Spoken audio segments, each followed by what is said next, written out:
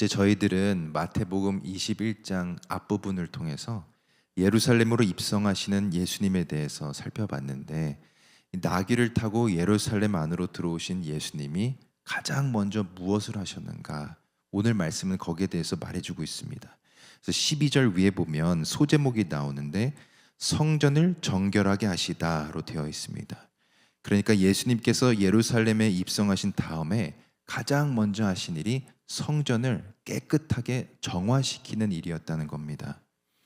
이 당시 유대인들은 대대로 절기를 지키면서 살았는데, 그들이 반드시 지켜야 했던 3대 절기가 있었습니다. 출애굽할 때를 기억하고 지켜야 했던 유월절과, 또 첫 수확의 열매를 하나님께 바치면서 지켜야 했던 칠칠절, 또 광야 생활을 또 기억하면서 지켜야 했던 초막절이 있었습니다. 이 세 가지가 절기가 3대 유대인의 3대 절기였는데, 이 절기가 되면 유대인의 모든 남자는 예루살렘으로 올라와서 하나님께 제사를 드려야 했습니다. 오늘 본문의 배경은 그 3대 절기 중에 유월절을 앞두고 있는 상황이었습니다. 그래서 유월절을 지키기 위해 수많은 그 유대인들이 예루살렘으로 지금 모여들고 있는 그런 상황이었습니다. 근데 유대인들이 절기를 지키기 위해 예루살렘으로 올라올 때 그냥 빈손으로 왔던 것이 아니라 희생 제물로 사용할 소나 양이나 비둘기 같은 가축을 직접 가지고 와야 했습니다. 근데 문제는 예루살렘으로 올라오는 길이 어떤 사람에게는 가깝고 또 쉬운 길일 수도 있었지만 그렇지 않은 사람도 있었다는 겁니다. 그러다 보니까 멀리 사는 사람들에게는 절기를 지키러 오는 이 길이 긴 여행이 될 수밖에 없었는데, 그 긴 여정을 혼자 오는 것도 힘든데 소나 양이나 이런 가축을 함께 데리고 온다는 것은 결코 쉬운 일이 아니었습니다. 그래서 무엇이 생겨나기 시작했냐면, 그런 사람들에게 편리를 제공해 주기 위해서 성전에서 가축을 팔고 장사하는 그 장사꾼들이 생겨나기 시작했습니다. 그래서 굳이 멀리서부터 가축을 가지고 올 필요가 없게 되었는데, 그러다 보니까 너나 나나 할 것 없이 성전에 와서 희생 제물을 돈으로 사다 보니까 성전이 완전 시장통이 되고 말았습니다. 우리가 이 당시의 모습을 잠깐 상상해 보면, 성전은 원래 깨끗하고 또 거룩한 곳이 되어야 되는데, 사람들끼리 돈을 주고받는 소리부터 해서 가축의 소리, 가축의 냄새, 모든 것들이 엉망이 되어 있었다는 겁니다. 그런 상황에서 예수님이 예루살렘으로 입성하시게 되는데, 예수님이 그 모습을 보면서 어떻게 하시는가, 12절 말씀을 읽어보면 예수께서 성전에 들어가사 성전 안에서 매매하는 모든 자를 내어 쫓으시며 돈 바꾸는 자들의 상과 비둘기 파는 자들의 의자를 둘러 엎으셨다고 기록하고 있습니다. 그러니까 성전 안에서 매매하고 있는 것들과 돈 바꾸는 자들, 그리고 희생 제물을 팔고 있는 그 모든 상황을 다 내어 쫓으시고 엎으셨다는 겁니다. 그러면서 그들에게 성전이 어떤 곳이 되어야 하는지를 말씀해 주셨는데, 13절에 보니까 저희에게 이르시되 기록된 바 내 집은 기도하는 집이라 일컬음을 받으리라 하였거늘 너희는 강도의 구려를 만드는도다 하시니라. 예수님께서 이사야의 말씀을 인용해서 성전은 어떤 곳인지 말씀하시는데, 내 집은 기도하는 집이다 말씀하십니다. 그러니까 예수님께서 가장 먼저 무엇을 말씀하셨냐면, 성전은 누구의 집인가 하는 것입니다. 보시면 성전을 내 집이라고 말씀하고 있는데, 성전은 하나님의 집이라는 것입니다. 그 뜻은 하나님의 임재가 가득한 곳이 바로 성전이라는 겁니다. 그리고 이어서 뭐라고 나오냐면, 성전은 기도하는 집이라. 여러분, 기도라는 것은 영적인 호흡을 의미합니다. 그 영적으로 하나님과 호흡하면서 하나님과 친밀하게 관계 맺는 곳이 바로 성전이라는 것입니다. 그렇다면 오늘 말씀이 우리에게 주는 영적 교훈은 무엇인가? 물론 우리가 예배드리고 있는 이 성전이 하나님의 임재가 가득한 곳이 되고 또 하나님과 친밀한 관계 맺는 곳이 되어야 하는 것은 맞지만, 오늘 말씀이 우리에게 주는 영적 교훈이 따로 있습니다. 고린도전서 3장 16절과 17절에 보면 이런 말씀이 나오는데, 너희가 하나님의 성전인 것과 하나님의 성령이 너희 안에 거하시는 것을 알지 못하느뇨. 누구든지 하나님의 성전을 더럽히면 하나님이 그 사람을 멸하시리라. 하나님의 성전은 거룩하니 너희도 그러하니라. 결국 무엇을 말씀해 주고 있는가? 예수 그리스도를 영접하고 하나님의 자녀가 된 우리가 거룩한 성전이라는 것입니다. 그렇기 때문에 오늘 말씀에서 예수님이 성전을 가리켜 내 집은 기도하는 집이다 말씀하신 것은 우리에게 영적으로 주는 메시지가 있다는 것입니다. 거룩한 성전된 우리가 먼저 하나님의 집, 그러니까 하나님의 임재가 가득한 곳이 되어야 되고, 또 기도하는 집, 하나님과 영적으로 호흡하며 끊임없이 하나님과 교제하는 곳이 되어야 된다는 겁니다. 그렇다면 우리가 거룩한 성전이 되어서 하나님의 임재가 있고 또 영적인 호흡으로 하나님과 친밀하게 관계 맺기 위해 어떻게 해야 되는가? 먼저 12절 말씀을 보면 하나님께서 하신 두 가지 행동이 나오는데 내어 쫓으셨다라고 나오고 마지막에는 둘러 엎으셨다고 말씀하고 있습니다. 그러니까 우리의 몸이 거룩한 성전이 되기 위해서는 가장 먼저 내어 쫓아버려야 할 것들이 있다는 것입니다. 여기서 나오는 내어 쫓다의 단어를 원어로 보면 밖으로 던지다의 의미를 가지고 있는데, 예수님께서 성전을 깨끗하게 정화시키기 위해 성전 안에 있는 그 더러운 것들을 밖으로 다 던져버린 것처럼 우리 또한 우리 안에 있는 그 죄악된 모습들을 밖으로 던지고 내어 쫓아야 한다는 것입니다. 내가 그동안 즐겼던 그 음란한 것들과 내가 그동안 탐욕 부렸던 또 집착하고 있던 것들, 주님이 아닌 다른 것을 주인 삼고 살았던 나의 그 모습들을 과감하게 내어 쫓고 밖으로 던지기로 결단해야 된다는 겁니다. 여러분, 구약에 보면 이스라엘이 남과 북으로 이렇게 나누게 되면서 수많은 왕들이 등장하게 되는데 결국 이들이 왜 멸망하게 되었는가? 하나님께서 수많은 선지자들을 보내면서 제발 우상 좀 버리고 우상들을 내어 쫓으라고 수도 없이 말씀하셨지만 끝내 손에 쥐고 있던 그 우상을 던져버리지 못했기 때문에 그들은 멸망했습니다. 우리도 마찬가지입니다. 하나님과의 관계를 방해하고 있던 그 우상들을 버리지 못하고 괜히 아쉬운 마음이 들고 아까운 마음이 들어서 그것이 결국 우리의 주인이 되게 되면 결국 우리는 멸망의 길로 갈 수밖에 없다는 겁니다.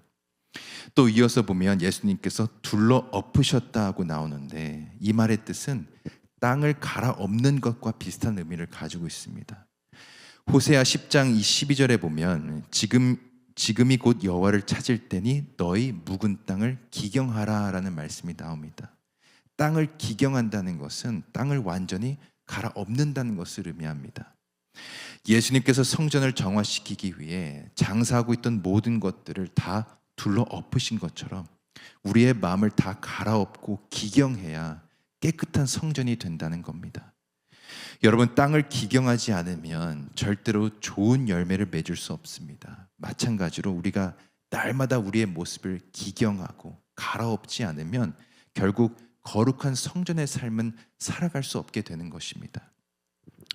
그런데 오늘 말씀이 나오는 것처럼 우리도 우리가 우상을 내어 쫓아야 하는 것도 잘 알고 있고 날마다 우리의 마음을 기경해야 하는 것도 잘 알고 있는데 솔직히 거룩한 성전의 삶을 살기가 쉽지 않을 때가 있습니다. 순간순간 넘어지고 반복적으로 죄를 짓는 모습이 우리의 모습인데 왜 그러하는가?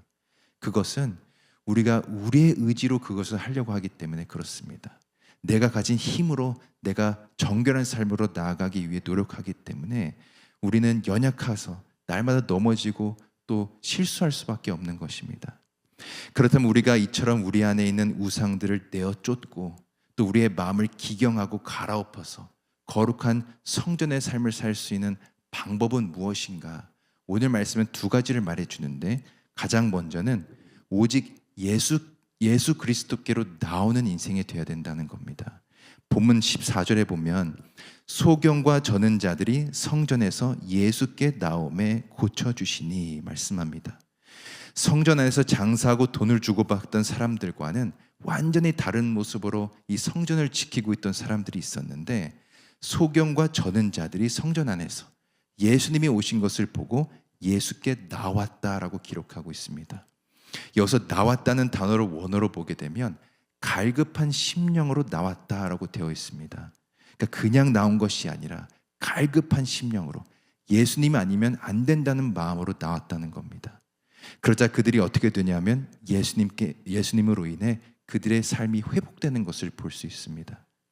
이것이 우리에게 필요한 믿음이라는 것입니다. 우리 안에 있는 우상들을 밖으로 내어 던지고 우리의 마음이 완전히 갈아엎어질 수 있는 방법은 갈급한 심령으로 주님께 나오는 방법밖에 없다는 겁니다. 하나님, 저는 하나님 아니면 안 되고 하나님 없이는 한순간도 살 수 없다고 날마다 고백하면서 갈급한 심령으로 주님을 찾게 될 때 우리의 몸이 거룩한 성전의 삶이 되는 것입니다. 두 번째 방법은 우리의 심령이 늘 주님을 찬양하는 찬양으로 가득 채워져야 한다고 말씀하고 있습니다.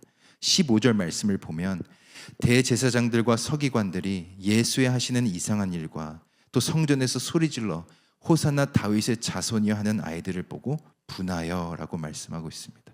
그러니까 성전에서 장사하는 사람들과는 전혀 다른 목적으로 성전에 들어와 있던 또 다른 사람들이 있었는데 그게 누구였는가? 어린 아이들이었다고 기록하고 있습니다.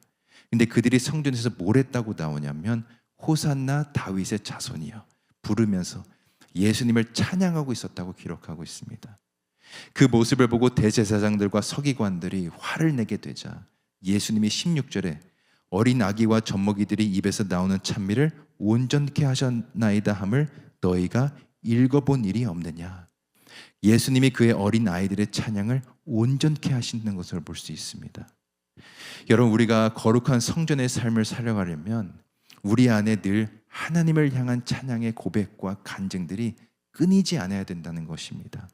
하나님이 나의 삶을 살아주고 계신다는 그 믿음의 고백과 믿음의 간증들이 우리 안에 늘 충만하게 될 때 그것이 우리를 믿음으로 붙들어주게 되고 거룩한 성전의 삶으로 나아가게 해준다는 것입니다. 사랑하는 성도 여러분, 하나님께서는 우리가 거룩한 성전의 삶을 살기를 원하십니다.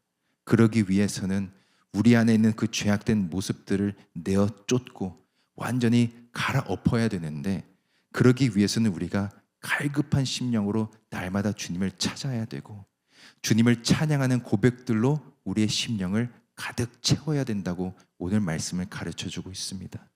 바라옵기는 우리 모두가 오늘 말씀을 마음에 잘 새겨서 하나님이 기뻐하시는 그 성전의 삶을 살면서 우리를 통해 하나님의 은혜를 세상 속으로 흘려보내는 귀한 성전의 삶을 살아갈 수 있기를 소망합니다. 오늘도 그런 은혜가 우리 모든 성도님들에게 충만히 임하시기를 예수 그리스도의 이름으로 간절히 축원드립니다. 사랑의 하나님, 오늘도 말씀을 통해 큰 은혜 주시니 감사합니다.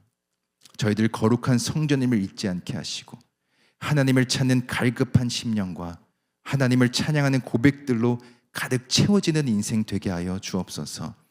그리하여 하나님이 기뻐하시는 성전의 삶이 되고 우리의 삶을 통해 십자가의 은혜가 세상 속으로 흘러가는 은혜가 있게 하여 주옵소서.